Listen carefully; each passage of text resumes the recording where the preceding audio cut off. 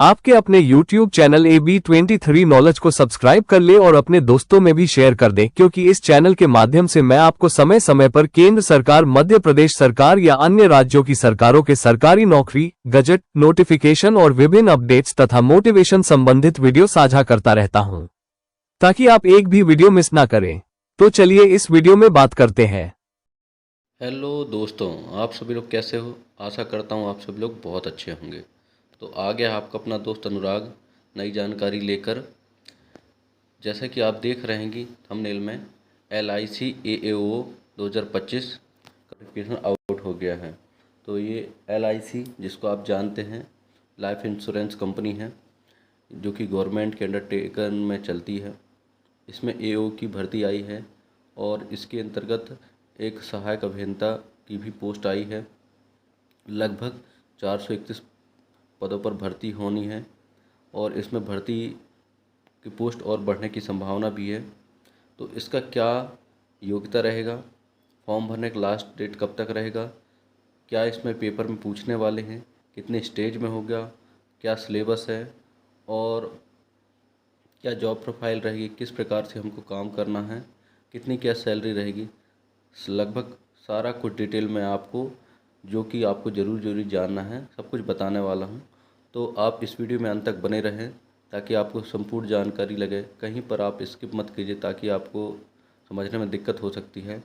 और अभी तक हमारी यूट्यूब चैनल को सब्सक्राइब नहीं किए तो कर लीजिए और अपने दोस्तों में शेयर कर लीजिए। तो चलिए इस वीडियो में बात करते हैं।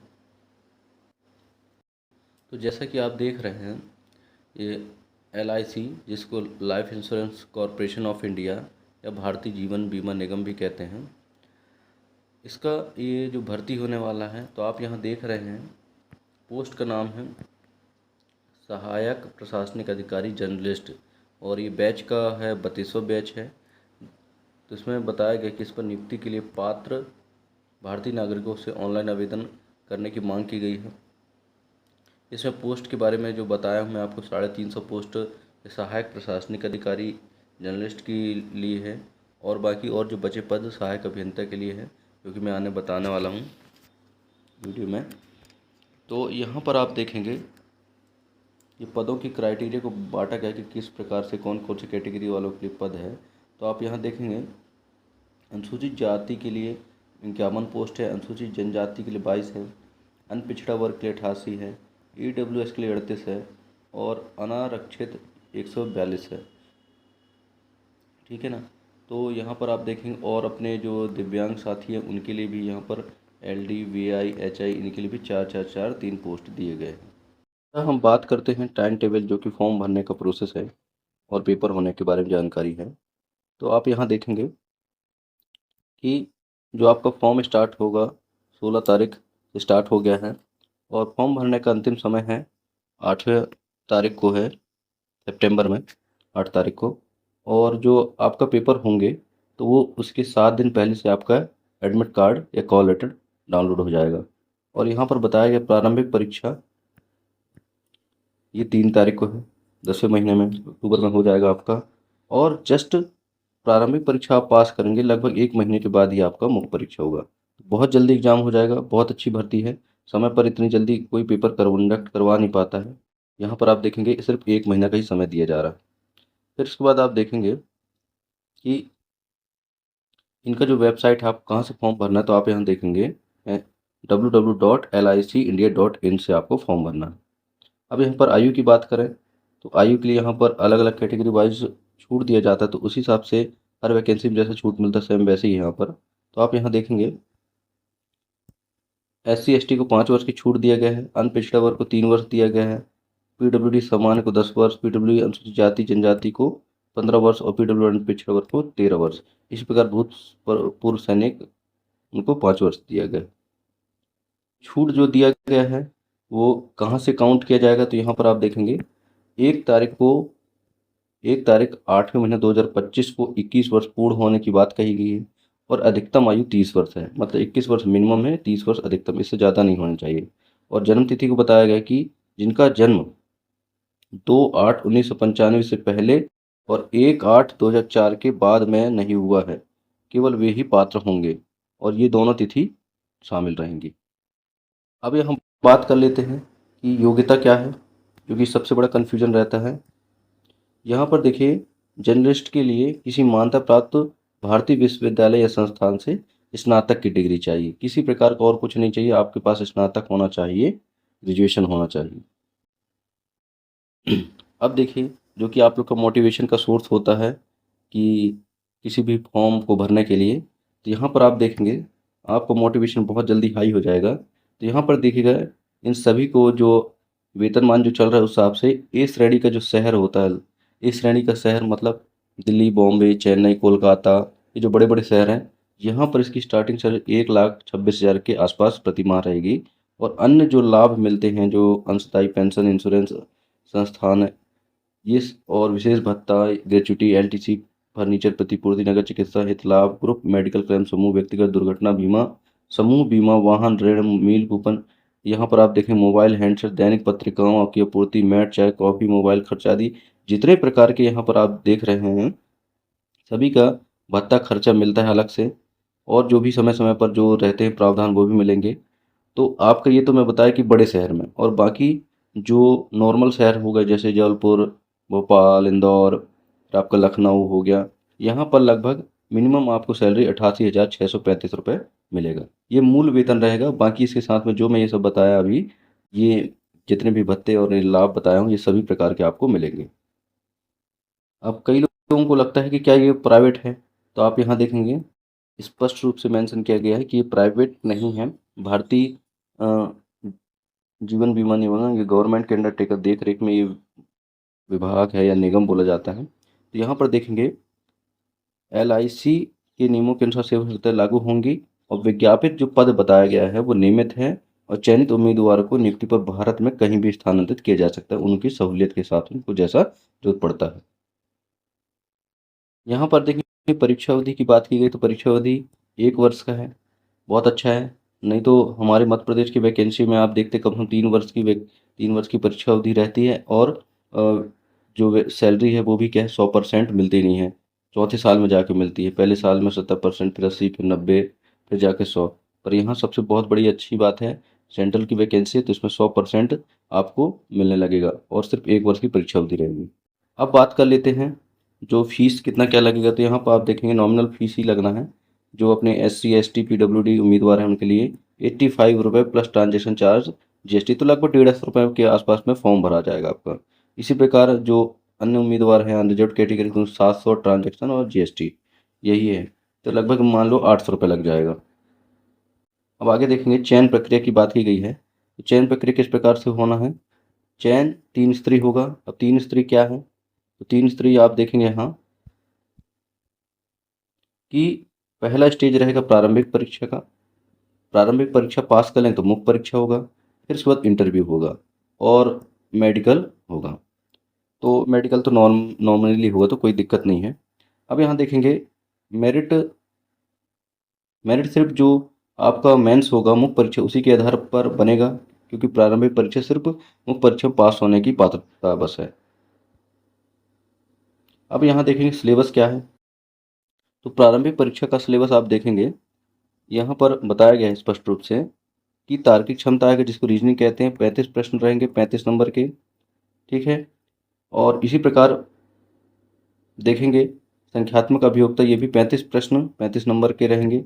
और इसमें यह भी बताया कि आपको कम से कम 16 नंबर लाना अनिवार्य है, जो कि 20 मिनट का समय दिया जाएगा। फिर उसके बाद आप देखेंगे अंग्रेजी भाषा का पेपर होगा। तो अंग्रेजी भाषा का पेपर में आप देखेंगे 30 क्वेश्चन रहेंगे 30 नंबर के और 9 नंबर लाना कंपलसरी है। आपका 20 मिनट में आपको पेपर देना है। तो ये जो पेपर होंगे लगभग पूरा समय 1 घंटा का मिलेगा, 100 क्वेश्चन रहेंगे। एक चीज़ और देखें स्पष्ट रूप से और बताया गया है कि अंग्रेजी जो भाषा का पेपर रहेगा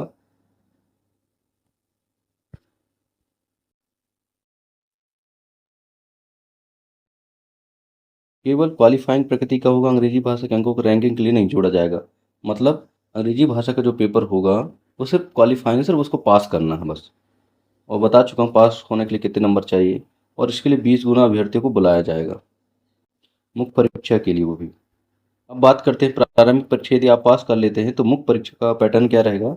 तो आप यहाँ देखेंगे 300 अंकों के वस्तुनिष्ठ प्रश्न रहेंगे और 25 अंकों की वर्णनात्मक परीक्षा शामिल होगी। और फिर उसके बाद वर्णनात्मक दोनों परीक्षाएं ऑनलाइन ही होगी, किसी प्रकार ऑफलाइन नहीं होना है। वस्तुनिष्ठ परीक्षा प्रत्येक भाग के लिए अलग अलग समय होगा। वर्णनात्मक परीक्षा का उत्तर कंप्यूटर पर टाइप करके देना होगा। वस्तुनिष्ठ परीक्षा समाप्त होने के तुरंत बाद वर्णनात्मक परीक्षा होगी। मतलब आपका 300 अंकों का जो वस्तुनिष्ठ परीक्षा होगी आपका वर्णनात्मक परीक्षा के बाद होगी, और वर्णनात्मक परीक्षा आपका कंप्यूटर पर टाइप करना है। तो इस चीज़ का विशेष ध्यान रखें कि जिनको टाइप आती है तो वो प्रिपेयर हो जाएं बहुत अच्छे से, क्योंकि उसी आधार पे मेंस का आपका एग्ज़ाम होना है।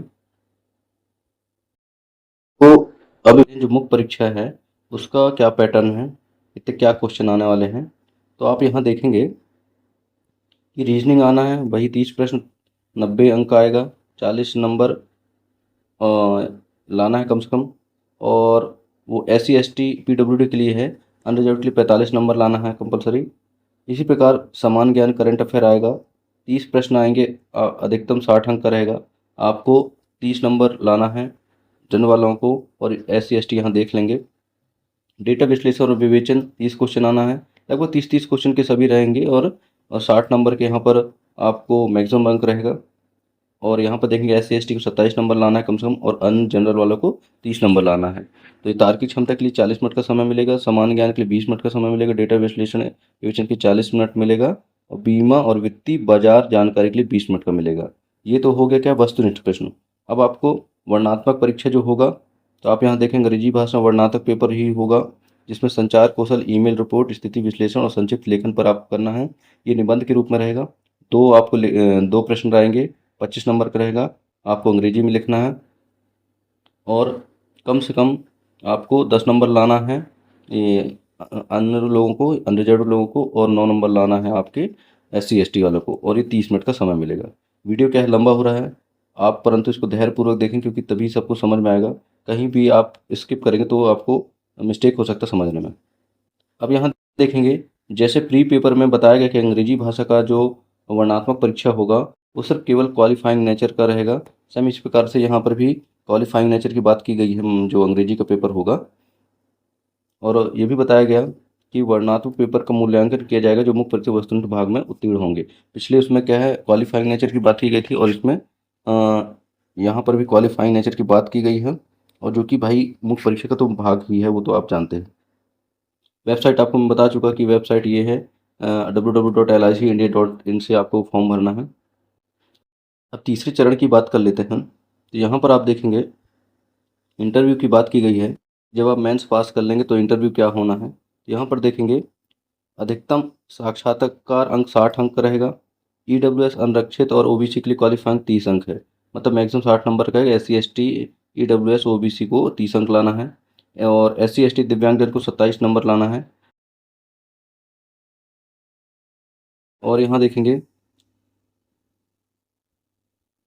अब जो बताया मेडिकल होना है, तो यहाँ देखेंगे अंतिम मेरिट सूची चयन किए गए उम्मीदवारों की भर्ती के लिए पूर्व चिकित्सीय परीक्षा से गुजरना होगा। चिकित्सीय रूप योग पाए जाने पर नियुक्ति की पेशकश की जाएगी। फाइनल की बात है, मतलब आपका मेडिकल होने के बाद आपका फाइनल रूप से सिलेक्शन हो जाएगा।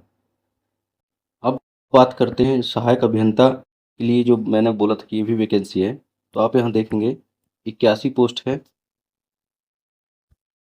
और किन किन ब्रांच वालों के लिए, तो यहाँ देखेंगे सिविल ब्रांच वालों के लिए वैकेंसी है, और इलेक्ट्रिकल ब्रांच वालों के लिए है सहायक अभियंता, जिसको असिस्टेंट इंजीनियर बोलते हैं। यहाँ पर देखेंगे आप अलग अलग कैटेगरी वाइज आप देख लेंगे, यहाँ पर वैकेंसी बताई गई है। अनुसूचित जाति के टोटल 12 पोस्ट है, और अनुसूचित जनजाति के लिए 6 पोस्ट है, अन्य पिछड़ा वर्ग के लिए 21 है, EWS के लिए 8 है, और अनारक्षित के लिए 34 पोस्ट है। अब क्या है योग्यता, इसके बारे में जानकारी देख लेते हैं। यहाँ देखिए सिविल के लिए बताया गया है योग्यता एज वाला, तो वो जो पुराना प्रशासनिक अधिकारी जो पद है उसके लिए जो आयु है तो सेम इसी के लिए वही है। और शैक्षणिक योग्यता आप देखेंगे कि AICTE द्वारा मान्यता प्राप्त किसी भी विश्वविद्यालय से आपके पास BE या BTech होना चाहिए सिविल से। और फिर इसी प्रकार इलेक्ट्रिकल के लिए भी जानते हैं कि आपके पास इलेक्ट्रिकल ब्रांच से BE BTech होना चाहिए। और आपको अन्य जानकारी जो भी चाहिए तो ये PDF मैं अपने टेलीग्राम चैनल AB23 नॉलेज में डाल दूंगा, तो आप वहाँ से देख लेंगे। सारा कुछ आपको डिटेल से और जानकारी पता चल जाएगी कि और क्या कैसा है। बाकी मैंने मुख्य बातें आपको बता चुका हूँ। तो आपको ये जानकारी अच्छी लगी तो अपने दोस्तों में शेयर करिए और आप अपनी तैयारी करिए बढ़िया अच्छे से। बहुत कम समय में ये पेपर होगा, बहुत जल्दी इसका सब प्रोसेस होने वाला है।